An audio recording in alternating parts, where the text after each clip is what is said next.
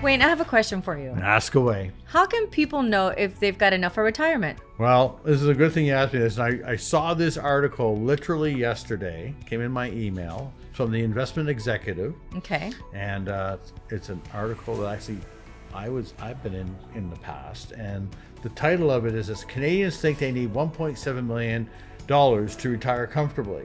And they say that millennials target $1 million for financial independence.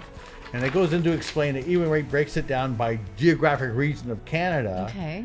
So, for example, they're saying people in the Atlantic provinces, where I was raised, they think they'll be content with $900,000, while those in British Columbia think they're going to need $2.2 million. Ontarians and Quebecers said they would need $1.9 and $1.2 million respectively. And this was a survey done of, I think, 1,500 adult Canadians between November 4th and November 10th, 2025.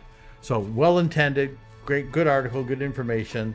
But I will say right now, the idea of being able to take a whole demographic, geographic area and saying how much this group is going to need to retire based on a dollar amount, the road to hell is filled with great intentions. But to me, what needs to happen is, I would take this article and say very interesting, but what really needs to happen is you need to do your own capital forecast of your own expenses, and what you're looking at isn't an actual dollar amount as much as you're looking at what is the spending rate of the money that I've accumulated so that I have enough to support me. And I have to assume the worst. I have to assume that I'm going to have experienced longevity.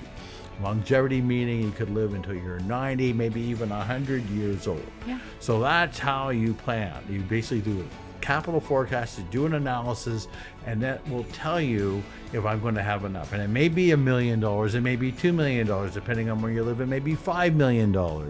But that's the way you calculate it, is not using that dollar amount as the determining factor of what is the spending rate on my money once I start drawing money out of my, whether they're from retirement accounts or from taxable accounts, wherever the money is coming from.